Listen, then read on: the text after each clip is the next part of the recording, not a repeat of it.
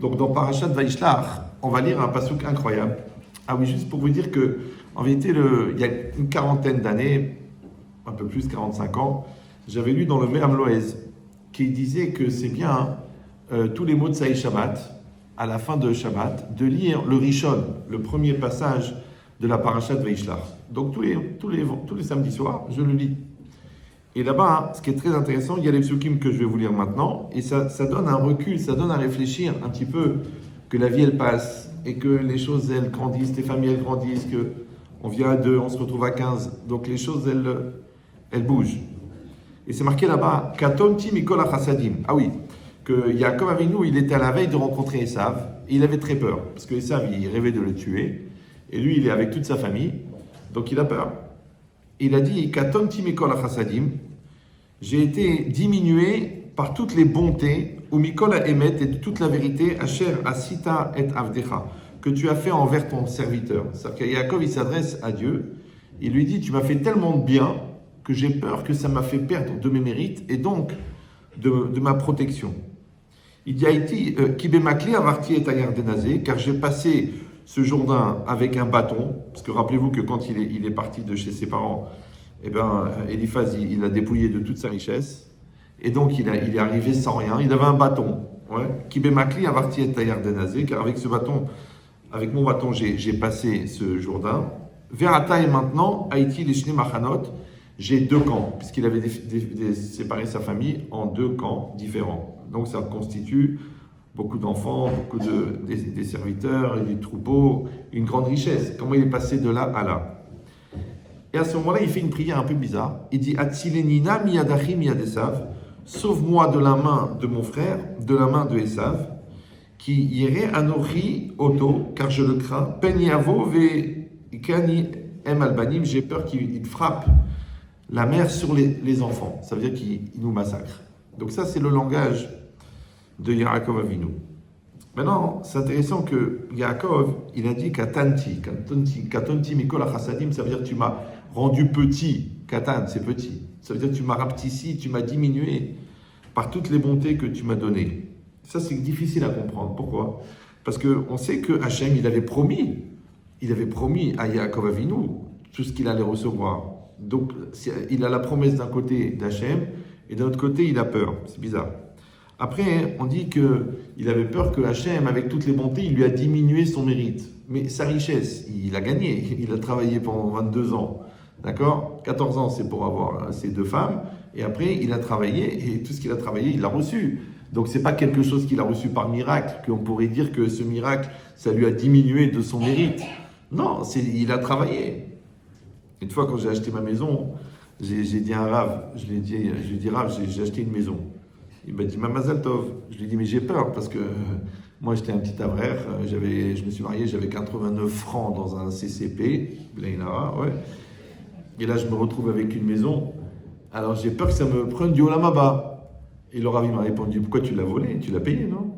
Tu l'as payé pendant 17 ans de crédit, tu l'as payé. Donc, ça n'enlève pas du Olam Haba, c'est ton travail.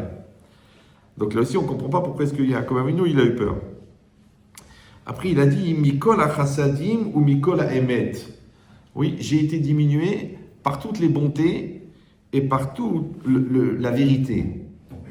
Bon, on voit très bien de quoi on parle. Pourquoi la vérité, ça pourrait diminuer des mérites. La bonté, on peut comprendre. Quelqu'un qui reçoit dans ce monde-ci, on dit qu'on lui enlève du Olam Haba. Donc, mais là, il n'a pas reçu. C'est de la vérité. Et enfin, pourquoi juste après, il s'est senti obligé de faire cette prière? Atzilenina miyadachi miyadesav. Sauve-moi de la main de mon frère, de la main de Esav. Alors pour essayer de comprendre, on a vu à peu près cette notion, cette peur-là, aussi chez Avram Avinu. C'est marqué dans Bereshit, Achar advarim haele, après ces événements, Ayad var Hashem el Avram.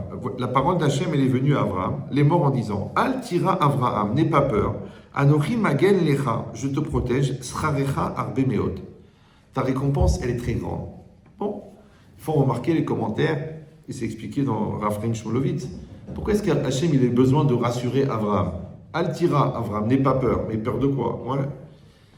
Il dit, pourquoi est-ce qu'Hachem, il a été obligé de rassurer? Alors il y a un midrash, le midrash Rabbah, il dit comme ça. Chez Aya, Avram Avinu mefached, parce qu'Avram Avinu, il avait peur. Qu'est-ce qu'il a dit? Il a dit Yaratil et Kif Shanaesh. Je suis rentré dans la fournaise ardente. Veitznitsalti, j'ai été sauvé. D'accord? Normalement, les gens ils brûlent dans une fournaise. Lui, il est sorti sans rien. Bon. Il a dit j'ai fait la guerre avec les rois. Veitznitsalti, j'ai été sauvé. Tomar, regardez la phrase. Tomar shekibalti srari baolamazé. Peut-être que j'ai réussi. J'ai reçu tout mon mérite, toute ma récompense dans ce monde-ci. Ve'enli chelek le olamaba. Et je n'ai pas olamaba. Ça va? C'est Avraham Avinu. Donc si Avraham Avinu, il a peur de ne pas avoir olamaba, alors quel va mort pour nous? Ouais. Amarle Akadosh Baruch Hu, Hachem il lui a dit, Al tira Avraham, n'aie pas peur. Anochi magen alecha, je te protège. Donc encore une fois, si Hachem s'est senti obligé de rassurer Avraham, c'est qu'Avraham il avait peur. Ouais. Et nous on ne comprend pas. Pourquoi? Parce que pourquoi Avraham il avait peur? Il dit quand il s'est jeté dans la fournaise ardente, c'était pour quoi faire? C'était pour faire Kiddush Hachem. Nimrod, il lui a dit, voilà, ou tu renonces à ta croyance en un Dieu unique, ou tu brûles. Mais il s'est jeté avec plaisir. Il est rentré dans la fournaise avec plaisir. Ouais. Donc il l'a fait pourquoi? Pour le Kiddush Hachem. Donc s'il l'a fait pour le Kiddush Hachem, comment ça peut lui enlever? Ça peut lui enlever des mérites qu'il a peur.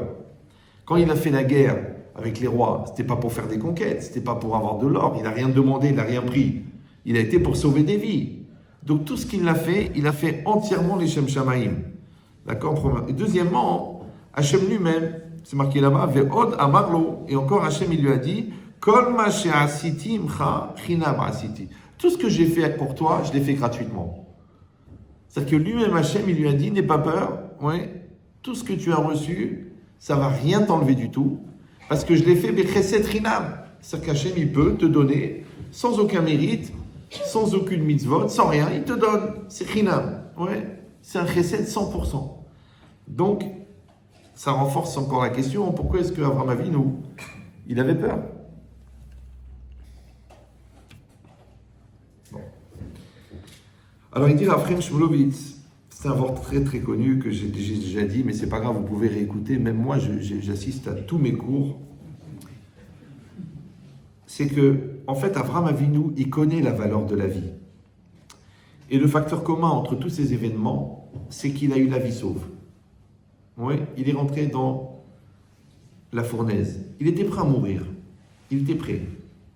Alors que vous savez qu'il n'avait aucune preuve objective que Dieu existait. C'est lui tout seul à 3 ans, il a commencé à faire des calculs, il a réfléchi, il a vu le monde, il a vu l'organisation de l'univers, il a dit Dieu existe.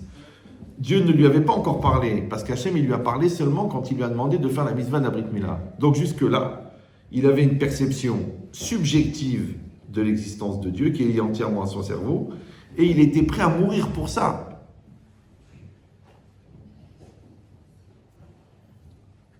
Et quand même, il a eu peur. Pourquoi? Parce qu'il a eu la vie sauve. De la manière, quand il a été sauvé de la guerre, oui, il aurait dit, bon, je serai mort, je serai mort. Moi, j'ai été pour sauver mes Lot, j'étais pour là-bas pour sauver mon neveu. Eh ben, j'aurais fait la guerre et j'aurais pris une flèche et je serais mort. C'est pas grave. J'ai fait ce que j'ai à faire et je meurs. Ouais. Non, il est revenu vivant. Donc, il a compris, en fait, que la plus grande récompense qu'il avait reçue, c'est de rester vivant. Et Avraham Avinu, il connaît la valeur de la vie. Et de la même manière avec Yaakov, quand Yaakov, il a vu toutes les chassadim, toutes les bontés qu'Hachem a fait pour lui. Déjà, il a sauvé de Esav. C'est pas évident. Esav, il voulait sa mort. Ouais, Esav, c'est un tueur. C'est-à-dire qu'Hitler, à côté d'Esav, c'est un enfant de cœur. Ouais. Et quand même, il a été sauvé. Après, il a marié. C'est bien. Il aurait pu rester célibataire. Bon, il a donné 4 femmes. Je sais, nous, avec une, on s'en sort pas, mais... Il a donné 13 enfants, 12 garçons et Dina. Donc c'est une bracha de fou. Il est en bonne santé. Il a travaillé toute sa vie. Il est bien. Oui, il est très fort. Il est très riche. Oui, il a soulevé une pierre qu'il fallait 12 personnes pour la soulever. Il l'a soulevée tout seul. Bon, pour quelqu'un de son âge, c'est énorme. Il est riche, oui. Et surtout, il est resté proche d'Hachem pendant 22 ans, malgré toutes les épreuves qu'il a vécues, parce que vivre avec Lavan pendant 22 ans, ouais, qui était contre Dieu, qui ne croyait pas, qui était pour l'idolâtrie, qui trichait, qui volait, qui mentait, c'est tout ce qu'il ne fallait pas faire. C'est pour Lavan, la Torah c'était une blague. C'est pour ça qu'il s'appelait Lavan. Bon, c'est pas grave.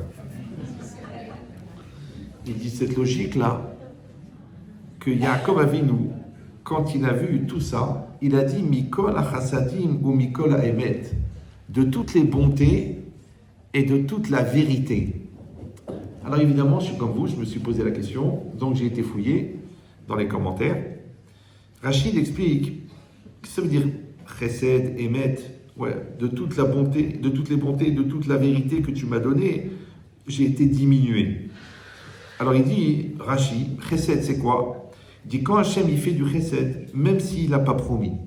Chesed, c'est quelque chose qui n'est pas dû. Ouais. Quand il te fait une bonté qu'il ne t'a pas promis, tu la reçois quand même. Ça s'appelle chesed. Emet, il dit, chez Mekaimi, Machasadim, chez Iftichulo, c'est qu'on a accompli les bontés qu'on lui avait promis. C'est quoi le Emet? C'est la vérité. D'accord? Donc la vérité, c'est qu'il y a une perpétuité dans l'acte. C'est une facette d'Akadosh Baruch Hu qui s'appelle Yudke Vavke, et cette facette-là, Rachid dans Parashat Vayera, ouais, il dit que le nom Hachem, Ushemi, Hachem l'onodarti lahem, que Hachem, quand il parle des Avot, il dit à Moshe Rabbeinu, eh ben, le nom Yudke Vavke, je ne l'ai pas fait connaître, je ne me suis pas fait connaître, mais seulement par le nom Shakai. Shakai, Shin Dalet Yud, Shaddai, c'est le nom qui maintient le monde en place. Oui, mais c'est aussi une facette de rigueur. Par contre, le nom Yudke Vavke, tout le monde sait, le tétragramme, ça représente la miséricorde. Mais ça représente aussi le Emet. Ça représente aussi l'accomplissement des choses. Pourquoi? Parce que Yudke Vavke, la racine, c'est Ové. Ové, c'est être. Le Yud devant, ouais, c'est une déclinaison, ça veut dire faire être. Donc, en fait, le mot Yudke Vavke, qu'on n'a pas le droit de prononcer comme le prononcent les témoins de la Java, ouais, si on le traduisait, Ové, c'est être, avec un Yud devant, c'est il fait être. C'est pour ça qu'on appelle le Shem Havaya. Ouais, parce que Ume Ave Kol Havayot, c'est lui qui fait être tout ce qui est. C'est que toute la réalité, tous les événements, le temps, la matière, l'histoire, la vie, la mort, tout ça, c'est la projection de la volonté d'Hachem. Ça s'appelle le Shem Havaya, ou Me'ave et Kol Havayot. Maintenant, la correspondance qui existe entre le fait que Hachem, il décrète quelque chose, et le fait qu'il accomplit quelque chose, oui, ça c'est le Emet. Vous me suivez ou non? Par exemple, un truc débile. Il y a un interrupteur. Vous allumez la lumière, ça s'allume. Vous dites, bah attends, c'est normal, j'appuie, ça s'allume. Ça va? Parce que l'interrupteur, il arrête la lumière. Quand vous appuyez, vous envoyez le flux électrique qui allume la lumière. Ça va? C'est vrai ou non? C'est bien? Voilà. Maintenant, toi, tu es très pressé, c'est une demi-heure avant Shabbat, tu allumes la lumière, ça ne s'allume pas. Qu'est-ce que tu dis? Ah, mais c'est pas vrai! Ah, mais c'est pas vrai! C'est pas maintenant que la plata, elle va sauter, juste avant Shabbat. C'est Shabbat Ratan, il y a 150 personnes. Ah, mais c'est pas vrai! Mais ça veut dire quoi, c'est pas vrai? Voilà, ça marche pas. Tu vois que ça marche pas, non? Ça veut dire quoi, c'est pas vrai? Ça veut dire que c'est pas normal. Et normal, en français, c'est normé. Et normé, ça suit une certaine norme. Maintenant, Hachem, il est normé à la réalité, puisque la réalité, elle est la projection de sa volonté. Donc lui et la réalité, c'est la même chose. Ça s'appelle la norme. Vous connaissez les normes, non? On le dit, c'est énorme. Ouais. Je l'ai fait juste à temps. Comme un homme et une femme. Ils sont normés. J'ai dit souvent, les gens ils me disent, Rabbi Chetri, ma femme elle a fait ça, mon mari il a fait ça. Ils me disent, est-ce que vous trouvez ça normal? Je ne sais pas si vous parlez français, mais normal, ça vient de normer. Donc, je n'ai pas moi à trouver ça normal, puisque votre femme elle n'est pas normée à moi, elle est normée à vous. Et par rapport à vous, c'est exactement ça. Parce que chaque poubelle a son couvercle, d'accord? Moi, j'ai une femme extraordinaire. J'espère que j'ai été normé à ma femme. Vous me suivez ou non? Mais ça veut dire quoi? On correspond. C'est comme si tu vas acheter boucheron, tu dis je veux un diamant de 24 carats. Le gars il va pas te donner une monture en plastique. Il faut la monture adaptée au diamant. Parce qu'ils sont normés. Vous me suivez ou non? C'est ça la norme. La parnassa c'est pareil, c'est normé à la personne. La santé c'est normé. Tout est normé en vérité, tout participe à des normes. Et la norme, on a compris, en fait c'est la correspondance, c'est la cohérence entre le décret divin et la réalité. C'est aussi la cohérence entre ce que tu dis et ce que tu fais. C'est ça le émet. Tu dis quelque chose, tu fais quelque chose, tu fais autre chose. Bon, tu as des bonnes raisons, c'est pas grave. Mais tu as menti. Émet, tu fais ce que tu dis. Ouais. Émet, tu dis ce que tu penses. Ah non, vous savez, toute vérité n'est pas bonne à dire et tout. Ok, alors tu mens toute la journée. Oui, mais c'est pour le shalom. Non, c'est son cousin, il s'appelle Has. C'est deux cousins, Has et Shalom. D'accord? Non. Tu dis ce que tu penses. Et c'est pour ça qu'on te croit. Et c'est pour ça qu'on t'écoute. Quand tu dis pas ce que tu penses, on t'écoute pas. J'ai dit ça une fois à un rave, mais il a mal pris, je ne sais pas pourquoi. Je lui ai dit, mais vous ne dites pas ce que vous pensez. Vous dites ce que vous pensez devoir penser. Donc ce que vous dites, vous ne le pensez pas. Comme vous ne le pensez pas, l'autre, votre parole, elle n'est pas nourrie par votre pensée. Et votre pensée, c'est votre essence. Donc votre parole, elle est vide. Donc l'autre, il n'entend rien. Alors les Chachamim le disent dans un autre langage. Ils disent Mishi eshbo yirat shamayim, dvaram nishmarim. Celui qui a la crainte de Dieu, sa parole est entendue. Maintenant, est-ce que la crainte de Dieu, c'est simplement avoir un chapeau, une barbe, un vêtement long, manger glatt cachère? Non, la crainte, c'est un niveau de conscience exacerbé et perpétuel de l'existence de Dieu et de la participation de Dieu à la réalité. Donc je répète la définition pour les gens qui pratiquent le cerf-volant de manière trop fréquente. Ouais. En fait, c'est une perpétuité de conscience. Que Hachem existe, que Hachem intervient. C'est ça la crainte de Dieu. Comme le mariage. Quand tu es marié, bien sûr je suis marié, mais c'est fou, je suis marié, mais bien sûr je suis marié, oui, je suis marié. C'est quoi marié? Marié, c'est une conscience perpétuelle de l'engagement que tu as pris envers cette femme. C'est ça, marié.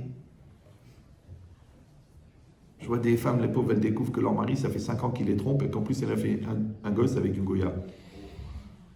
Question à 2 millions d'euros. Est-ce qu'il était marié? On ne sait pas. Peut-être qu'il n'était pas marié. Mais toutes ces années, mon cœur, ma vie, mon truc, on fait un petit voyage et j'ai pensé à tiens, ton anniversaire. 5 ans avec la maîtresse. 5 ans avec un bébé de 4 ans. Je ne sais pas si vous... Moi, je pense que le gars, il est carrément bipolaire. Ou schizophrène. Ou brêle. Ouais. C'est pas possible.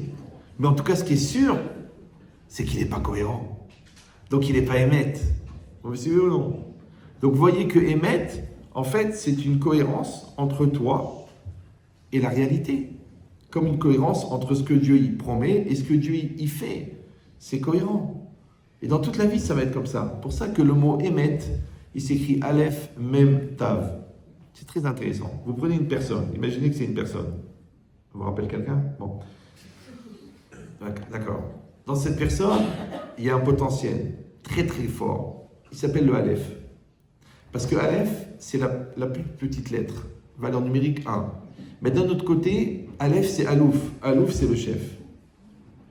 Ça veut dire que ce qui va être le centre décisionnel et existentiel d'une personne, ça correspond à 0,00002% de son corps. Et 0,002% de son cerveau.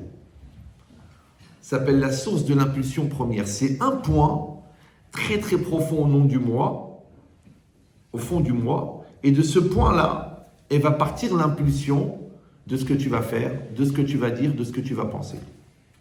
Maintenant, ça c'est le Aleph. Le Tav, c'est quoi? C'est dans le monde extérieur que tu as réalisé le Aleph. Donc le Aleph, c'est le potentiel. Le Tav, c'est la réalité. Maintenant, Tav, c'est 400. C'est la plus grande lettre.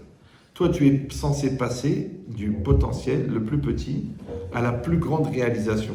Ça s'appelle la Tset, ni la Koach et la Poal, passer du potentiel au réel. Tout ce livre-là, le bleu, il a été écrit sur cette phrase. Ouais. Que toute la vie, c'est de passer du potentiel au réel. Donc vous avez compris, ma personne, mon moi à l'intérieur qui est potentiel et qui doit se réaliser à l'extérieur. Donc le Aleph, il doit devenir le Tav. Facile. Mais il y a le même au milieu. Le même, sur les 22 lettres de l'alphabet hébraïque, c'est la lettre du milieu. C'est la lettre médiane. D'accord ? Donc c'est la lettre qui représente l'équilibre. Maintenant le problème, c'est que le même n'est pas le même pour tout le monde. Chacun son même. Oui. Mais en tout cas, c'est sûr que si toi, tu passes du potentiel au réel sans passer par l'équilibre, c'est sûr que tu vas avoir des problèmes. Vous me suivez ou non?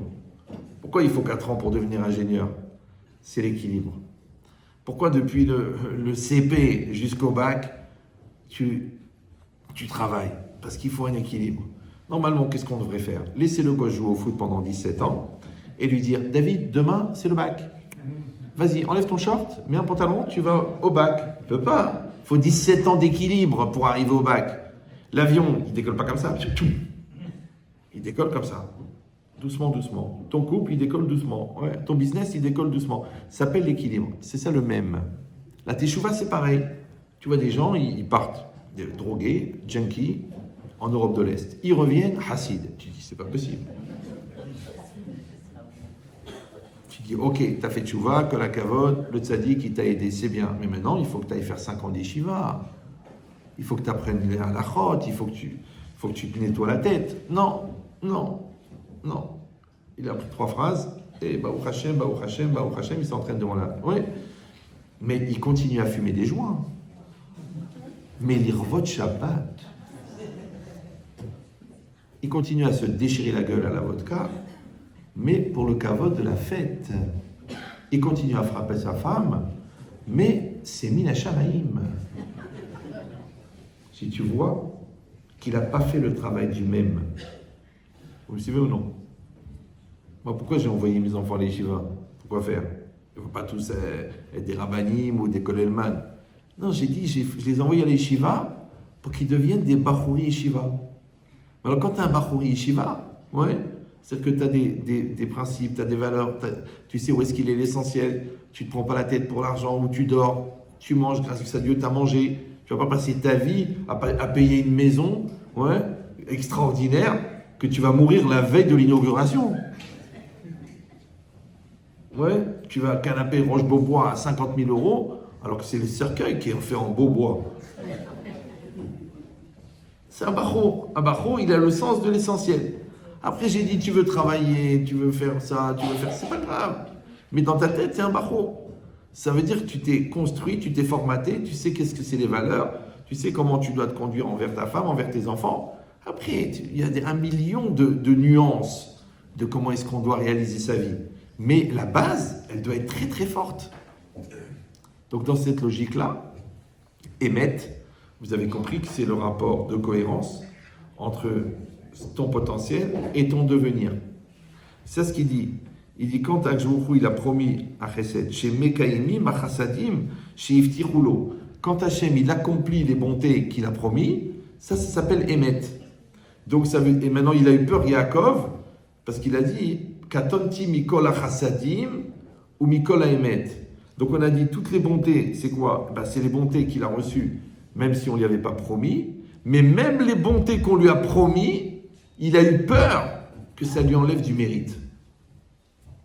C'est normal. Pourquoi? Parce que quand quelqu'un vous fait du bien, il faut savoir une chose, chez les gens normaux, chez les égoïstes, ça ne marche pas. Mais chez les gens normaux, quand quelqu'un t'a fait du bien, automatiquement, tu te sens redevable. Maintenant, quand tu te sens redevable de manière positive, eh ben, tu vas grandir. Grâce à ça, tu as un challenge, tu as un défi de faire plaisir. Tu veux faire plaisir à ton père, tu deviens chacham, tu deviens docteur. Tu veux faire plaisir à ta mère, tu lui achètes une maison, tu veux faire plaisir à...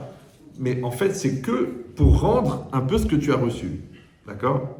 Malheureusement, il y a des gens qui vivent mal la sensation de l'obligation de reconnaissance parce qu'ils le prennent comme un complexe. Oui. C'est que les gens qui t'ont fait du bien, ils t'aiment pas. Pourquoi?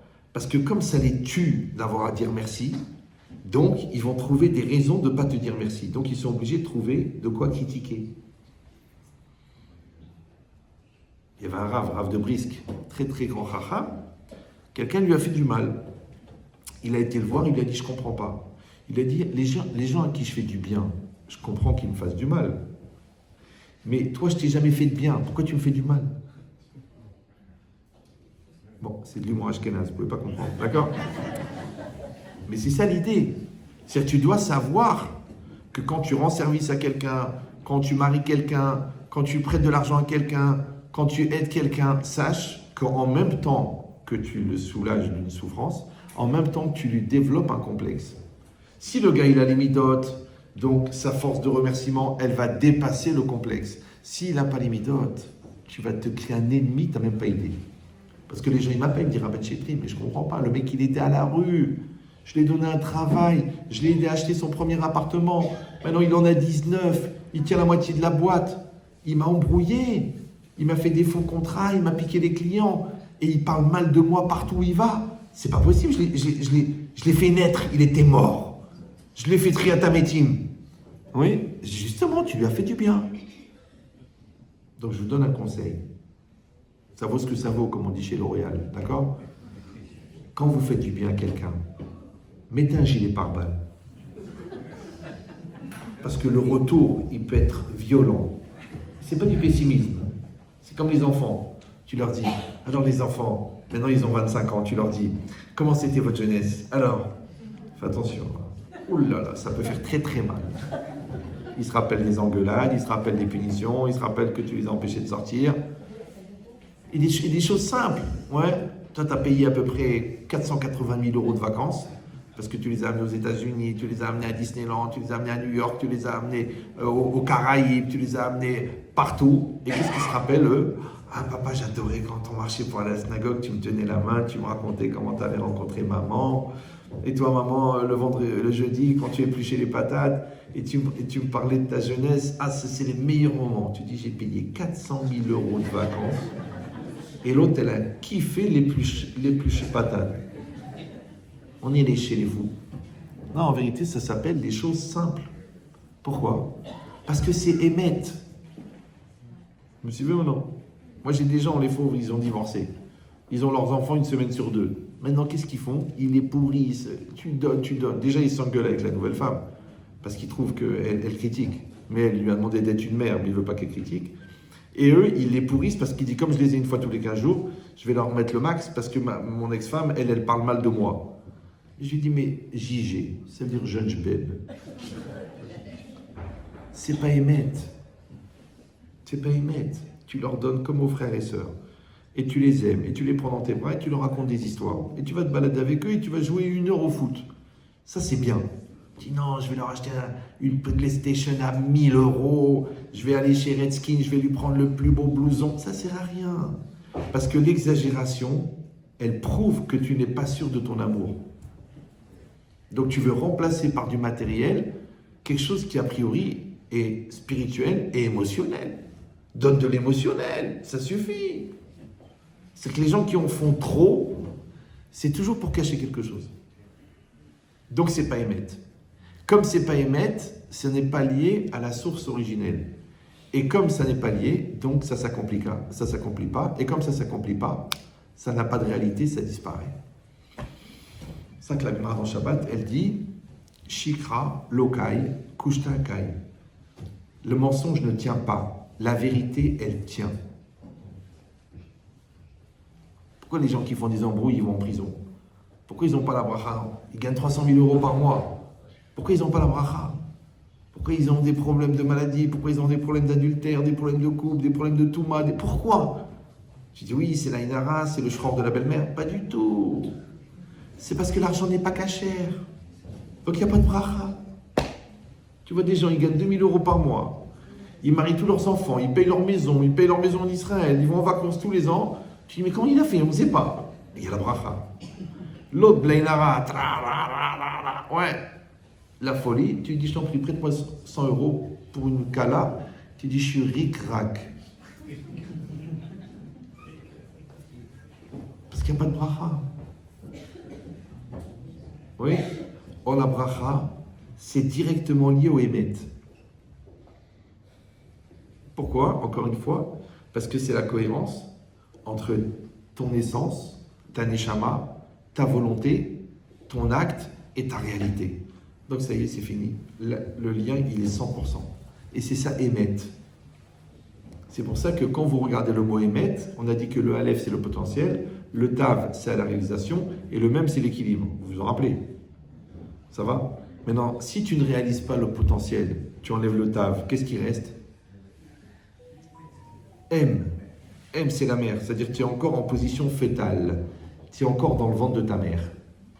Des gens qui restent des enfants toute leur vie. C'est trop difficile, j'y arriverai jamais, personne ne m'aime, on m'a foutu l'Aïnara. Bon. Si tu enlèves, si tu ne réalises, si tu détruis le Aleph, le potentiel, qu'est-ce qui reste? Met. C'est ça la mort. Les gens croient la mort, la mort, la mort. Mais non, moi j'ai toujours de la peine quand les gens me disent oui, mais faut pas parler de la mort, c'est angoissant, c'est anxiogène, et puis si Chas Shalom ça arrive, il va mourir. J'ai fait mais non, il va pas mourir. Ah bien bon, pourquoi? Je dis pas parce qu'il est déjà mort. Écoutez bien ce paradoxe. Les gens qui sont morts pour tuer le mal qui est en eux, ils sont vivants. Et ils sont vivants après leur mort. Mais les gens qui n'ont rien changé, parce qu'ils ont écouté que le Yetzirah qui, entre guillemets, est aussi l'ange de la mort. Donc ils étaient déjà morts de leur vivant, ce qu'elle dit la Gemara, Rechaim bechayem nikraim metim. Les Rechaim de leur vivant sont appelés morts. Donc à plus forte raison, après la mort, qu'ils sont encore morts. Vous suivez ou non? Quand tu vois quelqu'un de Brel qui est mort, on dit il s'est éteint. Donc déjà de son vivant, c'était pas une lumière. Donc imagine après sa mort. Mais quelqu'un qui était une lumière de son vivant et que tu as compris que comme la lumière de Hanouka, cette lumière ne venait pas de la consommation de la matière, de l'huile. C'était une lumière miraculeuse. Mais la lumière, elle reste. Vous avez vu son sourire, non? C'est la même lumière. Elle ne bouge pas. C'est infini, c'est intemporel, c'est impossible. Ouais. Moi j'ai dit, les gens ne comprennent pas parce que bon, parce que je continue à courir, à faire les cours et tout. Il me dit, des fois des imbéciles comme ça, il me dit, mais elle ne vous manque pas? C'est comme si tu demandes à un pendu s'il manque d'air. Ils ont des questions bizarres, les gens. Je sais pas. Alors que le droit de se taire est constitutionnel. Et des fois, c'est tellement idiot, je me demande quel orifice il a utilisé pour faire ce bruit. D'accord? Alors moi, je lui réponds, tu sais, j'étais souvent absent. Comme j'étais souvent absent, comme j'ai dit un petit peu dans la vidéo, donc j'étais toujours avec elle, mais j'étais pas devant elle.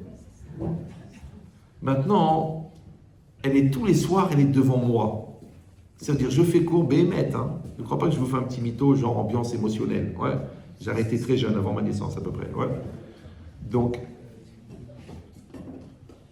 elle est devant moi au cours et elle me regarde.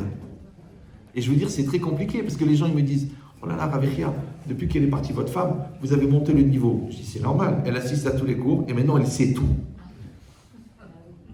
Avant, elle savait ce qu'elle a étudié au séminaire et ce qu'elle a étudié de son vivant. Mais maintenant, elle a toute la Torah entière dans la tête. Moi, j'arrive, j'ai l'air d'un baha. Ouais. Donc, j'essaie de me mettre à son niveau. C'est pour ça que les gens, ils ont du mal à suivre. Ouais. D'ailleurs, quand elle était malade, j'ai fait un show à Bruxelles. J'ai regretté celui-là. Bon, j'étais à Bruxelles. Et comme je le faisais pour sa réfoua, j'ai fait un chiour de malade mental. Quand je vous dis que c'est compliqué, c'est très compliqué. Et j'ai fait exprès. J'ai fait un chiour sur la lumière, sur l'énergie, sur l'unité de Dieu, sur le nom divin, très très haut. Parce que c'était pour elle, pour lui donner le maximum. Le rabbin, il était un peu... Il m'a dit, écoutez, je n'ai rien compris. Le rabbin. Le public, je t'en parle pas. À Bruxelles, c'est au niveau Torah, c'est très très léger, hein. C'est vraiment c'est homéopathique, ça veut dire tu trouves un truc, tu dis ça. Ouais, j'ai rien contre les Bruxellois, hein. Bon, mais il faut pas trop les Bruxellois non plus, d'accord? Mais moi j'ai dit, moi je m'en fous, c'est pas pour eux, c'est pour elles, d'accord? Ben la vie c'est ça. Tu sens que c'est le moment de parler très fort, tu parles très fort. Tu sens que c'est le moment de te taire, tu te tais. Tu sens que c'est le moment de dire merci, tu dis merci. Tu sens que c'est le moment de t'excuser, tu t'excuses. C'est ça, Émet. Ou alors, tu vas passer ta vie, je sais que je devrais m'excuser, mais c'est difficile au niveau de l'ego. Ouais, c'est vrai que je devrais rembourser, mais je viens d'une certaine ville du Maroc où c'est pratiquement à Sour. D'accord? Bon, je sais que je devrais travailler, mais franchement, j'ai peur d'attraper un lumbago ou quoi. Bon, en fait, t'es un glandeur. Donc, le fait de ne pas être en cohérence, ouais, ça a deux conséquences. Premièrement, tu es incohérent. Deuxièmement, et là c'est plus vicieux, c'est qu'à la fin, tu deviens cohérent avec tes incohérences. Vous suivez ou non? Moi, grâce à Dieu, j'ai pas fait d'études de psychologie. Bon. Mais mes connaissances en zoologie m'ont beaucoup aidé. Donc quand un gars il me dit, vous comprenez Raviria, ma femme c'est une satéquette. Donc pour tout ce qui est un petit peu exotique, je suis obligé d'aller voir des personnes professionnelles. Alors moi je lui dis, tu sais quoi, tu m'as convaincu, viens on convoque ta femme, on va s'expliquer à trois, je suis sûr qu'elle va comprendre. Il me dit, non, elle est un peu fermée de l'esprit. Et toi t'es un peu ouvert de partout. Ouais. En bouteille, c'est pas chute que quand quelqu'un il voit qu'il devient cohérent avec ses incohérences, il est presque foutu. C'est comme les gens qui volent toute la journée, ils te disent oui mais c'est pour la parnassa. Et l'autre qui te dit c'est mon Yetzirara, j'ai pas lutté contre mon Yetzirara. Mais je vous rappelle que les nazis, qu'est-ce qu'ils ont dit après la guerre? Quand on leur a dit mais comment tu as pu tuer des milliers de personnes? Il a dit je n'ai fait qu'obéir aux ordres. Alors lui, il est nazi parce qu'il obéit aux ordres. Toi, tu es naze parce que tu obéis au Yetzirara. Ouais, il y a un moment ou un autre. Il faut vieillir, il faut changer. Ouais. Non, parce qu'il y en a qui pensent que c'est une question d'âge. Parce qu'on dit c'est l'âge qui est naze. Bon, c'est pas grave. Donc dans cette logique-là, vous avez compris la différence entre le chesed et le émet. Le Lekartov, il dit que émet c'est quoi? C'est quand... c'est ce qu'on reçoit à cause des mérites de ce qu'on a vécu. Alors Hachem, il va payer les mérites qu'on a obtenus. Le chesed, c'est ce qu'on reçoit même sans les mérites. En vérité, je ne mérite pas, mais le bon Dieu, il donne. Le Sforno, il dit encore une autre réalité. Il dit à Emet, Em Chassadim, chez aussi Akadosh Baruch Hu Bisruta Avot. Ça veut dire que Avraham, Yitzhak et Yaakov, des fois nos pères, nos grands-pères, ils ont fait des mitzvot extraordinaires. Et nous, on les reçoit. Et on croit que c'est notre mérite à nous, alors que c'est eux.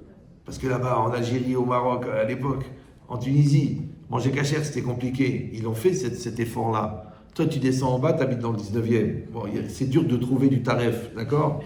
Donc tu dis, ah, j'ai quand même le mérite de manger cachère. Mais c'est impossible. Ça veut dire qu'en fait, tu vis sur les mérites de tes grands-parents. Et ça, et de tes parents. Et ça, c'est émet. Alors que dans cette logique-là, on a compris donc que Yaakov, il a eu peur que toutes ces bontés qu'il a reçues, elles avaient soustrait, elles avaient diminué ses mérites. Nous-mêmes, si on est conscient de toutes les bontés qu'Hachem nous fait, parce que c'est sans arrêt, ouais, les bontés du matin, de l'après-midi, comme on dit dans Modim, il dit donc, on a dit, le fait d'avoir la vie sauve pour Abraham et pour Yaakov, parce qu'ils avaient compris qu'est-ce que c'est la valeur de la vie. Que la vie en soi, elle a de la valeur. Parce que nous, on donne de la valeur à la vie par rapport à ce qu'on en fait. Alors qu'en fait, déjà, le fait d'être vivant, oui, c'est pour ça que quand on se réveille le matin, la première chose qu'un juif il doit dire, Modéani, Modahani. Pourquoi? Attends que tu te réveilles, tu fais ta prière, tu prends ton petit déjeuner, tu vas à la banque, tu demandes la position sur le compte courant, et quand il te dit 7,5 millions d'euros, tu dis Modéani, les fans, les ha. Non. Tu t'es réveillé, Modéani, il y en a qui ne sont pas réveillés. Tu t'es réveillé, tu respires, il y en a qui vont artificiel. Toi, tu peux aller aux toilettes toi-même, c'est bien. Il y en a, ils ont une poche. Toi, tu respires, tu n'as pas le tuyau ici. Oui. Toi, tu vois des deux yeux. Celui-là, il a une hémiplégie faciale, il ne voit pas d'un œil. Ouais. Bah, Hachem, ça veut dire qu'en fait, on devrait passer notre journée à dire merci. Alors pourquoi on ne dit pas merci? Parce qu'on a une grave maladie qui s'appelle la normalité. On trouve que c'est normal. Ouais, on pense que ça rentre dans l'ordinaire.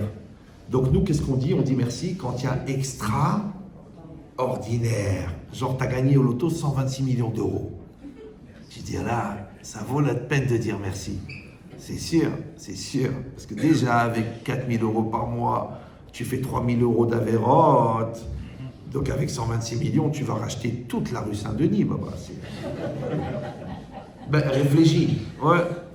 Toutes les call girls de Paris vont connaître ton prénom. Encore une fois, avec le peu que tu as, tu fais des bêtises. Bon, tu fais à ton niveau de richesse sur Internet, dans des sites gratuits. Mais en vérité, c'est ça. Donc la logique, c'est quoi? C'est que quand on a compris la valeur de la vie, alors chaque seconde, elle devient importante. C'est pour ça que Zman, en hébreu, ça vient de Mezouman. Mezouman, ça veut dire adapté à. Vous savez que le nombre de secondes qu'on va vivre, elles sont comptées. Le Gaon, il dit le nombre de respirations qu'on va respirer, elles sont comptées. Donc quand tu vas gaspiller des respirations, à te plaindre, à faire la tête, à faire du lachon hara, à regarder Netflix, toutes ces respirations, on te les a données pour quelque chose. Tu dis j'ai besoin de me détendre. Ok, mais c'est quand que t'es tendu? J'ai besoin de réfléchir. Mais le cerveau, il est tout neuf. Tu peux l'offrir sur eBay après ta mort. Ouais. Non utilisé, non développé. Donc ça veut dire quoi? Alors c'est ce qu'il dit le Passouk. Ma itonen Adam Hay. De quoi il se plaint un homme vivant? Il dit Rashi là-bas, Lama itraem Adam ala korot abaot elav. Pourquoi est-ce qu'un homme, il va murmurer, il va râler, il va discuter sur les événements qui lui arrivent? Achar kol achesed, Hachem dit, après toute la bonté, chez Ani ose imo, que je fais avec lui, chez Natati lo chaim, que je lui ai donné la vie. Cette explication, je l'ai donnée dans l'autre salle, il n'y a pas très longtemps, je crois. Vous vous en rappelez ou non? Moi, je m'en rappelle. C'est bizarre parce que moi, j'ai cours tous les soirs. Alors que vous me voyez une fois tous les 4 mois, mais bon, c'est pas grave. Mais écoutez ce qui touche. Rachid a un langage bizarre. Pourquoi est-ce qu'un homme se plaint? Un homme vivant, pourquoi il se plaint? Achar kol achesed she'ani oseimo, avec toute la bonté que je lui fais. Donc, en hébreu, ani oseimo, c'est au présent. Chez Natati lo chaim, que je lui ai donné la bonté, la vie, ça c'est au passé. Donc c'est bizarre le langage. Soit il fallait dire tout au présent, Achare achesed shani oseimo, chez ani noten lo chaim, que je lui donne la vie. Soit tout au passé, il faut dire Achare achesed she'asiti imo, avec la bonté que je lui ai fait, chez Natati lo chaim, que je lui ai donné la vie. Mais pourquoi tu mets le début de la phrase au présent et la fin de la phrase au passé? C'est bizarre. Alors comme il est tard et que mon frère chéri va venir bientôt pour parler, donc je vais un peu raccourcir. Comme dit mon Moël, je n'ai pas pu me retenir. Donc, il a dit, écoutez ça, en fait, quand il a dit chez Natati, ouais, Kola Achesed chez Natati lo Chaim, que je lui ai donné de la vie. Pourquoi c'est au passé? Parce que la vie, elle a commencé il y a très longtemps, à peu près le jour de ta naissance, d'accord? Même dans la conception, dans le ventre. Donc la vie, elle a commencé très loin dans le passé. Mais le fait que ce phénomène de vie, il continue, ouais, ça s'appelle Chesed. Et donc c'est au présent. Chez Kol HaChesed, chez Ani Oseh. Ça veut dire que chaque seconde, encore une fois, que tu reçois tous ces bienfaits, je veux dire, on devrait dire merci pour la Neshima, la respiration Kol HaNeshima. Tu vois, des gens, ils ont des problèmes. Rappelez-vous le Covid. Les gens, ils avaient une angoisse respiratoire parce qu'ils n'arrivaient pas à respirer. Toi, tu respires. Quel bonheur. L'autre, l'asthmatique, il ne respire pas. Ouais, toi, tu vois. L'autre, il ne voit pas. Il a les yeux qui truquent. J'ai vu des gens, les pauvres, ils avaient une maladie. Il m'a dit, Ria, je vois 1 centimètre. C'est tout. Tout le reste, je ne le vois pas. Son œil, il restera. Et c'est de pire en pire. L'autre, l'autonomie intellectuelle, il a 2 heures max. Tout le reste, il ne comprend rien. Il n'arrive pas à se concentrer. L'autre, il est autiste. L'autre, il est ETH, DTH. Donc, il est excité. Il a un très bon fond. Il est très intelligent. Mais son système nerveux, il est très, très excité. Il doit gérer. D'accord? Donc, ça veut dire que quand tout va bien, c'est un miracle. Malheureusement, il faut la maladie pour comprendre la valeur de la santé. Il faut la mort pour comprendre la valeur de la vie. Ouais. Il dit cette logique-là, c'est que quand c'est marqué Avraham Zaken Baba Yamim, Avraham il était âgé, avancé dans les jours. Ils disent le Midrash, c'est quoi Baba Yamim? Il est venu avec ses jours. C'est qu'il a vécu plus de 150 ans, il était capable de dire chaque jour qu'est-ce qu'il a fait avec cette journée. On raconte que le Chafetz Chaim, un jour, c'était la veille de Rosh Hashanah, il était en train de pleurer. Alors les élèves, ils lui ont dit, mais pourquoi vous pleurez? Il a dit, parce que j'ai fait le bilan de l'année dernière, j'ai refait toutes les journées, une par une, depuis l'année dernière, et il y a 20 minutes, je ne me rappelle plus ce que j'ai fait. Maintenant, nous, on ne se rappelle pas de ce qu'on a fait il y a 20 minutes. Mais quel jour on est? Mais quel Gemara tu étudies? Mais qu'est-ce qu'il dit le Tosfot? Mais qu'est-ce que tu as mangé à midi? Mais pourquoi tu es venu? Je sais pas, j'étais en bas, j'ai dit, tiens, je vais chercher un truc, j'arrive en haut, je ne sais plus pourquoi je me suis levé, pourquoi je suis monté. C'est bizarre. C'est on dit, et plus on vieillit, plus c'est comme ça. Ouais, c'est-à-dire qu'on perd la mémoire du présent. Ouais, la mémoire du passé, on la garde. Parce que c'est certaines cellules, c'est le professeur Yahassara qui a expliqué ça. Ouais. Donc on se rappelle du passé. Mais le présent, on oublie. Qu'est-ce que tu as fait il y a 3 minutes? On ne sait pas. Je dis, mais en vérité, la logique, c'est que quand on vit à 100% chaque seconde, elle s'imprègne. Maintenant, il faut savoir que si Hachem, il nous a donné, bon, on dit 120 ans, mais enfin, bon, halom tov, halom shalom, mais le temps qu'il nous a donné, si Hachem, il t'a donné 78 ans, 6 mois, 12 jours, 7 heures et 28 secondes, c'est ça qu'il t'a donné. Vous savez que tout le monde meurt le jour de sa mort, vous êtes au courant? Non, parce que les gens disent, il est mort jeune, il est mort vieux. Non, il meurt le jour de leur mort. C'est que chacun a sa date, même s'il est président égyptien. D'accord? Donc dans cette logique-là, en vérité, la vraie question, c'est pas ce qu'on a vécu longtemps ou est-ce qu'on a vécu peu de temps. La question, c'est qu'est-ce qu'on a fait de sa vie? Les gens ils disent, tu te rends compte, le Harizal, il a vécu une trentaine d'années. S'il avait vécu 100 ans, tu te rends compte ce qu'il aurait fait? Mais ce qu'il a fait en 30 ans, c'est ce que 1000 Chachamim, ils vont pas faire en 1000 ans. Donc ça veut rien dire le temps. Le problème, c'est qu'est-ce que tu as fait avec? Comment chaque seconde, elle a été optimisée. Et avec Nathalie, on avait cette maladie, c'est une maladie très grave, qui s'appelle la Khfifout. Oui, Khfifa. Ça veut dire tu bouges, tu cours, tu agis, tu développes, tu travailles, tu améliores. Donc khfif, ouais, mais dans le positif. Parce qu'il y en a qui sont khfif dans le négatif. Tout de suite, ils font la gueule, ils font la chanara, ils s'énervent, ils s'engueulent, ils t'insultent, ils te pourrissent. Mais ils sont rapides. Ouais.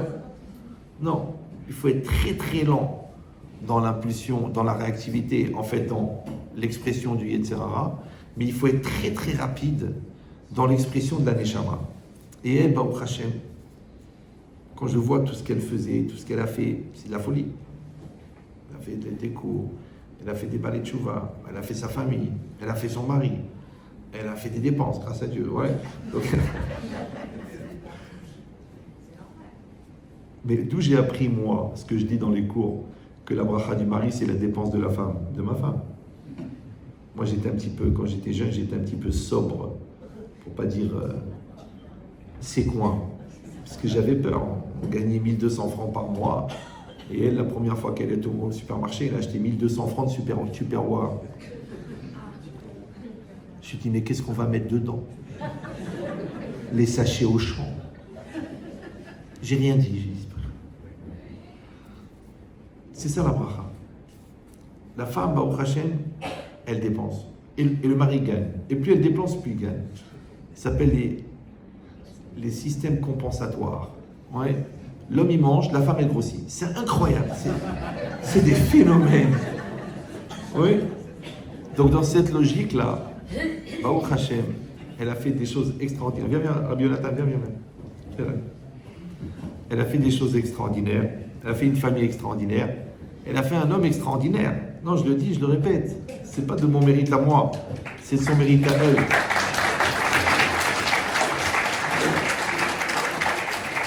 Donc, c'est pour ça que ce kavod que vous le rendez ce soir, il a vraiment un grand mérite. Et moi, je vous donne un secret. quand vous respectez quelqu'un, oui, la personne vous respecte. Et le respect, c'est le droit d'exister que vous donnez à l'autre. Donc quand vous respectez vos parents, ils vous font exister. Quand vous respectez vos enfants, ils vous font exister.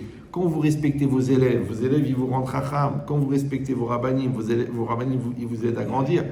Donc ça veut dire, moi, je dis que le kavod que vous êtes venu faire aujourd'hui pour elle, il va vous rapporter à vous. Sachez, n'oubliez jamais ça. Que là où vous êtes, vous pouvez prier, vous pouvez dire, Bezrat Hashem, Nathalie, je t'en prie, aide-moi à trouver une solution, aide-moi les conseils que tu m'as donnés, ils continuent à exister, il faut les utiliser. Tu fais une prière avant de parler à tes enfants, de parler à ton mari. Ouais, pourquoi? Parce que le Sdeh Emed, il dit qu'une personne qui s'est consacrée à une mitzvah à 100% dans sa vie, après sa mort, il devient un ange qui va agir pour cette mitzvah. Vous me suivez ou non? Je termine avec ça. Ma mère, elle avait une tante qui était très très attachée à faire attention au mélange de lait et de viande. Très attachée, d'accord? Et ben, elle a quitté ce monde. Et sa belle-fille n'était pas très sérieuse. Donc qu'est-ce qu'elle a fait, la belle-fille? Elle a pris l'éponge de lait et elle l'a mis sur l'évier de viande. Maintenant, qu'est-ce qu'elle a fait, la tante qui est nifteret, elle est partie de ce monde. Elle est venue en rêve chez une cousine à elle. Elle lui dit, je t'en prie, tu vas chez mon fils. Tu vas ouvrir, elle va taper à la porte. La cuisine, elle est en face de la porte. Dès qu'elle va ouvrir la porte, tu vas voir l'éponge de lait posée sur l'évier de viande. Je t'en prie, tu lui dis que je suis venu en rêve et je lui ai dit de faire attention maintenant, à partir de vraiment faire attention parce que c'est très très grave. D'accord? Et bien c'est ce qu'il dit le Sdeh Emed. Quelqu'un qui a fait attention à une mitzvah de son vivant, il va être mémouné, il va être nommé. Maintenant, c'est pas qu'il va t'apparaître comme ça, la vision. Mais toi, tu vas sortir de la maison, tu vas dire, ah, j'ai oublié, je sais pas, de prendre les dérotes pour Shabbat, on part en Yougoslavie. Ouais. Qui c'est qui t'a donné l'idée? Cette femme-là qui faisait attention au Shabbat. Toi, tu vas pour sortir, tu dis, ah, la jupe, elle est un petit peu trop courte. Ah, ça veut rien, je vais rester debout jusqu'à ma mort. Non, ouais. Tu rentres, tu vas changer de jupe, c'est normal. Mais qui c'est qui t'a donné l'idée de regarder ton reflet dans la glace? C'est un ange. Cet ange-là, en vérité, c'est une Neshama qui a fait attention toute sa vie à la sniout. Donc comme Baruch Hashem, elle a fait attention à beaucoup de choses, donc je prie Hashem qu'elle soit un mérite pour chacun d'entre vous, et que le mérite, le kavod que vous lui avez fait d'être là ce soir, eh bien ça soit un mérite qui vous accompagne, vous et vos familles, jusqu'à la venue du Mashiach. Ne bougez pas, mon frère Rabbi Yonatan m'a fait le kavod de venir, donc il va parler quelques minutes.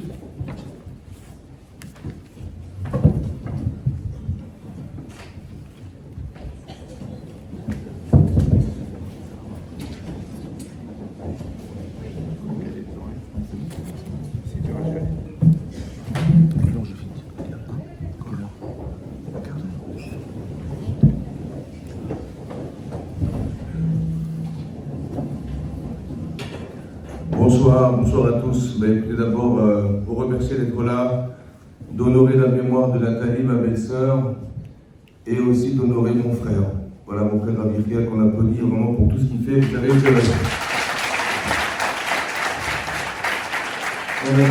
a tous ressenti un frisouk. Et là, c'est quand on est là avec lui et que je vois combien de gens sont sensibles à son message et combien de choses ont été faites pendant toutes ces années.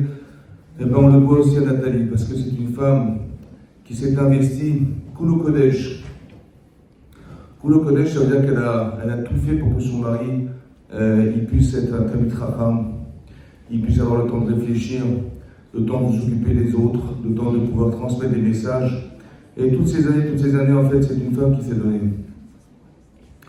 C'est une femme qui a eu, Baruch Hashem, une grande famille, et on voit le fruit du travail.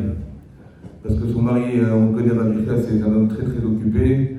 Et donc vous imaginez qu'elle a dû, des fois, souvent se passer de lui pour éduquer ses enfants. Et Baruch Hashem, voilà, ils sont tous sortis des Salikim.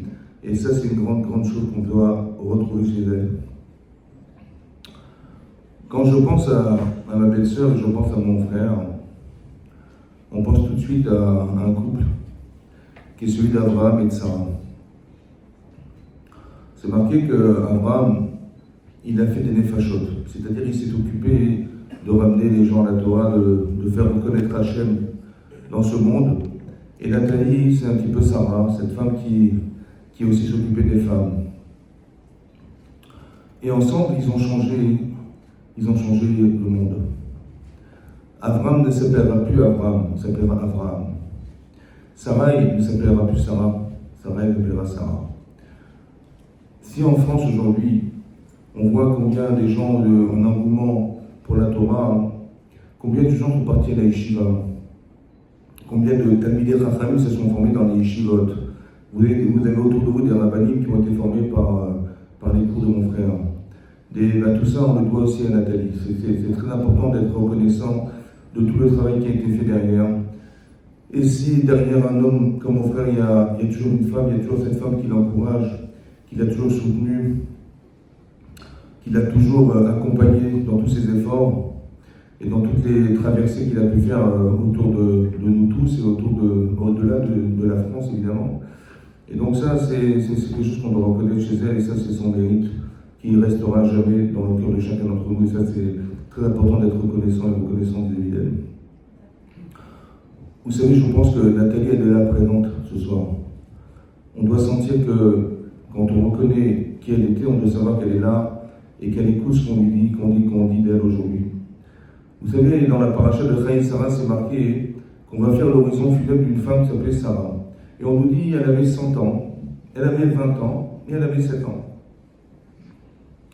Et Rachid nous explique que c'était une sédéquette à 100 ans comme à 20 ans, et à la fois c'était une femme exceptionnelle et avec une grande intelligence, avec une grande naïveté, une grande naïveté comme un enfant. Elle avait 20 ans, mais elle avait 7 ans. Et moi, ce qui m'a étonné dans ce texte, c'est on ne parle pas d'elle. C'est bizarre. On aurait dû nous dire, voilà qui était Sarah, on va vous dire qui était Sarah, voilà ce qu'elle a fait dans sa vie. On ne parle pas de ce qu'elle a fait, on nous parle de ses années. Et je m'étais étonné, je prends, on parle des années de sa vie et pas de ce qu'elle a fait dans sa vie. Bon, on nous dit, Rachid dit qu'elle était une sadéquette, ok, mais bon, on aurait tellement aimé savoir comment elle est devenue cette sadéquette. Et on ne nous parle pas d'elle, on nous parle des années de sa vie. C'est bizarre. On nous parle du temps, en fait. Pourquoi on nous parle de sa vie, du temps qu'elle a vécu? Peut-être expliquer qu'est-ce qu'on fait de son temps. Tous les jours, on fait des choses. En fait, il faudrait remplir sa vie, remplir son temps. Si on nous a dit qu'elle avait 100 ans, qu'elle avait 20 ans et qu'elle avait 7 ans, c'est qu'elle a su remplir son temps. Vous savez, le matin, quand on se réveille, on dit « Modé Ani Lefanecha ». Modé, je reconnais, je te remercie, Hachem. Chez Echezarta Binishmati, que tu m'as ramené ma neshama dans mon corps. Mais ça fait longtemps que tous les matins, notre neshama elle revient. Est-ce qu'on a besoin de répéter tous les jours merci Hachem que ma neshama, évidemment qu'elle va revenir tous les matins, il n'y a pas de souci. Pourquoi on est obligé de dire Modé Ani? On reconnaît merci Hachem d'avoir fait que ce matin, cette neshama est revenue en moi. En fait, il faudrait se dire la chose suivante. Merci Hachem, tu m'as donné encore un jour de vie. La préciosité du temps, un jour en plus. Quand on sait qu'on a gagné un jour, alors on va se dire, mais qu'est-ce que je veux mettre dans ce jour? Si c'est normal qu'on se réveille tous les matins, évidemment c'est normal. Mais si on se rend compte qu'on nous a donné encore un jour, Modé Ani Lefanecha, merci Hachem de m'avoir amené ma neshama. J'ai encore l'occasion de faire quelque chose de ce temps qui m'est précieux. Merci Hachem de m'avoir donné un jour supplémentaire. Et quand on réfléchit à la chance qu'on a de pouvoir exploiter ce temps, je pense qu'on va essayer de remplir de façon efficace ce temps. On nous dit de Sarah, elle avait 100 ans, ça veut dire que tous les jours de sa vie, toutes les centaines d'années, toutes les dizaines d'années, toutes les unités d'années, elle a rempli sa vie. On ne peut pas dire d'elle qu'elle a vécu 30 ans, elle a vécu 127 ans. Et ça doit être une interrogation qu'on doit avoir nous-mêmes et de se dire, mais qu'est-ce que je peux faire de mon temps? Comment je vais remplir ma vie? Comment je peux être fier et comment je peux être satisfait à la fin de ma vie en me disant j'ai fait quelque chose de ma vie? C'est ça les années de Sarah. 120 ans, 127 ans. On doit aussi se préoccuper de son temps. Qu'est-ce que tu fais de ta journée? Interroge-toi sur ce que tu aurais pu faire de mieux, parce que c'est ça qui va te rester. Vous savez, on a fait l'horizon funèbre de sa femme, ici qui était Sarah. Mais qu'est-ce qu'il nous reste? Eh bien, il serait toutes les années qu'elle a remplies dans sa vie. C'est ça qu'on doit se dire. On doit partir en vérité un petit peu en étant satisfait d'avoir réussi sa vie un jour. Je peux dire que toute ma vie, j'ai fait quelque chose. Ces 127 années de sa vie, elle était pleine. Eh bien, c'est ça. C'est ça. Et bien Nathalie, c'était ça. On peut dire d'elle que chaque jour, elle s'est occupée de ses enfants. Elle a tellement prié que, pas seulement pour ses enfants, pour son mari, pour ses élèves, pour tous ceux qui l'entouraient. Je ne sais pas si vous avez une fois téléphoné Nathalie, une fois je suis tombé sur sa messagerie, mais elle dit, voilà, je suis Nathalie, etc. Et à la fin, elle fait une bracha à ceux qui lui téléphonent. Elle dit, voilà, que Tisco, etc., les brachos, les machins, ça va, c'est qu'un message. Mais c'était ça sa vie en fait. C'était une femme qui voulait aider les autres, qui était là que pour les autres. Et combien de cours, et combien de gens à la sollicité. En fait, je me suis rendu compte personnellement que j'ai découvert Nathalie après son décès. La vérité, on a découvert tellement de choses qu'on ne savait pas d'elle. Quelle discrétion. Combien de gens ils se sont manifestés ensuite en disant, mais bien sûr qu'on était suivis par Nathalie, etc. Mais c'est ça que je veux dire, elle a rempli sa vie, mais c'est ça. On devrait tirer des leçons de personnes qui ont réussi dans la vie quelque part. Ouais, ils ont tellement œuvré que tout était inscrit dans leur vie. C'est ça les centaines d'années, c'est ça les vingtaines d'années, c'est ça les unités d'années, c'est ça. On doit se préoccuper du temps, la préciosité qu'a le temps. Vous savez, dans la paracha Troukat, c'est aussi marqué. La paracha Troukat, elle parle de la paradouma. C'est une vache rousse, une personne qui est impure. Alors elle ne peut se purifier de la touma, de l'impureté de la mort, que par une vache rouge qu'on va consumer, qu'on va brûler. Ça, c'est la paracha Troukat. Et après, on nous parle de la mort de Myriam. Myriam décède, la sœur de Moshe et d'Aaron décède. Vatamot Myriam, et Rachid expliquait comment ça se fait qu'on a juxtaposé l'expiation de l'impureté par la vache rousse et la mort de Myriam. Qu'est-ce que ça a à voir? Quelle logique elle a? Alors là-bas, Rachid expliquait qu'en fait, de la même manière que la paradouma, elle vient expier les fautes, elle vient expier quelque chose. Alors sachez que la mort des tzadikim vient expier quelque chose. C'est pour ça que Vatamot Myriam, après qu'on ait parlé on ait parlé de la paradouma. On dit les tzadikim mechaprim à la dehors. Vous savez que les tzadikim, quand ils s'en vont, ils vont expier la faute de la génération dans laquelle ils vivent. Qu'est-ce que ça signifie? Je pense que si on est tous là ce soir, c'est qu'on est touché par quelque chose. Faire un espède, faire une horizon funèbre, c'est parler du F7.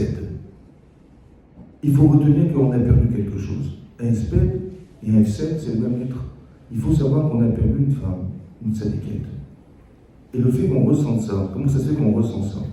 Alors, j'ai trouvé dans le Maral de Prague, sur ce passage de Myriam, il explique comme ça le rapport qu'il y a entre la vache rousse et la mort d'une tzadikette comme Myriam. Il faut savoir que Myriam est décédée, la Torah nous dit juste après, on n'avait plus d'eau dans le désert. Mais je ne sais pas si vous vous rendez compte que des millions de personnes dans le désert ont pu s'alimenter en eau grâce à une femme, une seule femme. Des millions de personnes, ils ont pu boire dans le désert pendant des dizaines d'années, 40 ans, grâce à une seule femme. Et quand elle est décédée, il n'y avait plus d'eau. Il a fallu que Moshe et Aaron, ensemble, puissent combler le manque de cette femme. Regardez le mérite des mitzvot. Le Maral de Prague explique la maille comme ça. La paradouma, c'est pas un korban de faute. Comme la mort des tzadikim, ils ne viennent pas réparer une faute. Eux, ils n'ont rien fait. Seulement, la paradouma et la personne qui décède, il explique comme ça, que quand la personne décède, elle se débarrasse de son corps, qui est l'objet des tentations, qui est l'objet de tout ce qui pourrait nous empêcher de nous épanouir. Vous savez, on ne sait pas par hasard que Adam s'appelle Adam. Quand Hachem pose la question à Adam, mais pourquoi tu t'appelles Adam? Comment tu t'appelles? Je m'appelle Adam. Pourquoi tu dis Adam? Parce que j'ai été créé de la terre. Il n'aurait jamais dû s'appeler Adam. Il aurait dû s'appeler, je suis une Neshama. L'essentiel de l'être, c'est sa Neshama, sa faculté à penser, à parler. Voilà, il aurait dû s'appeler, je suis une parole, je suis une Neshama. Comment ça se fait qu'il s'est appelé Adam, Adama? Vous savez pourquoi? Parce que l'essentiel de la vie d'un homme, c'est de se débarrasser de la terre. C'est-à-dire qu'on est fainéant, on n'ose pas faire, on n'a pas envie d'avancer, ou bien on a des intérêts personnels, on est camera, on est égoïste. En fait, c'est la Adama, c'est la terre. Et quand on fait un travail sur soi-même, en fait, on essaie d'affiner un petit peu la terre. C'est ça. Laisser parler sa neshama au détriment de son corps qui fait abstraction de toutes les volontés positives qu'on a en nous. Mais quand le corps s'en va, quand on est des tzadikim et que le corps s'en va, il permet aux ceux qui sont restés sur terre de ressentir que la Neshama qui a été investie par cette personne, c'est elle qui nous parle. On a envie de se débarrasser de son corps.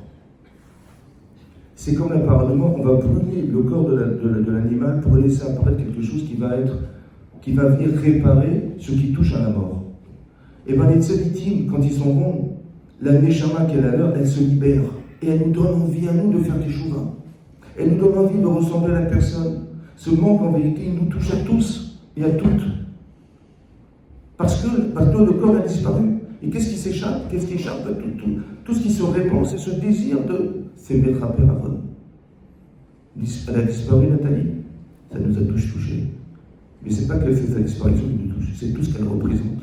Tout ce qu'elle a représenté qui nous touche. Et c'est ça qu'on doit retenir, en tant que femme et en tant qu'homme. La capara, vous avez compris. Et je vous dis un secret, il ne faut surtout pas qu'elle soit partie pour rien. J'ai pas envie qu'on dise, oui, bon, bah, Nathalie, c'était super, et alors? Non, il faut que nous, on prenne sur nous quelque chose. Elle représentait quelque chose, elle était cool au Kodesh. Tout ce que vous voyez sur mon frère Ravikia, je pense qu'on lui doit tous quelque chose. Voilà, on a Ravikia, Baruch Hashem, qui n'arrête pas, il fait des shiurim et des shiurim. Quand il m'a dit une fois, hein, il m'a dit, depuis que j'ai perdu ma femme, je fais des livres de Torah que même pas j'aurais imaginé dire, des chidushim que je me... Vous savez pourquoi? Parce que c'est la Neshama de sa femme. Il n'y a plus de corps, vous avez compris? Avant, il y avait un corps, il n'y en a plus. Et bien la force d'influence de sa Neshama de sa femme, elle est en lui. C'est pour ça que vous entendez d'autres discours. Il a une autre façon de penser, une autre façon de voir. L'amplitude de la pensée, elle s'est décuplée parce que sa femme, elle a plus son corps qui l'empêche de pouvoir transmettre à son mari les vraies valeurs de la Torah. On découvre des secrets, parce que la Neshama, c'est l'infinie beauté de la Torah, c'est ça. Et bien c'est ça qu'elle a offert son dernier cadeau à son mari, c'était ça. Alors je ne vais pas m'allonger, mais juste voilà, merci d'avoir été là ce soir, merci de pouvoir de tirer des leçons de la vie de ma belle-sœur, et que Bévat Hashem, on puisse assister au Mashiach très bientôt avec qui. Alors on va juste faire une askara, Léhi Mishmata. אשת חיים נמצא ברחוב מפנימיך שכנכם ולפי אישה ירדנה תתנן תנו להם פרי ידיה וירוע בשכם מעשיה מברכם על כל פעילותיו ויחוז ויחמוד וירחם על נפש רוח ונשמה של חמותי היקרה נתני כמוה בדניאל סעדה רוח אדוני תחנה בגן עדן אמן וחכמים לעשות וכן יעצון ונאמר אמן חזק ברוך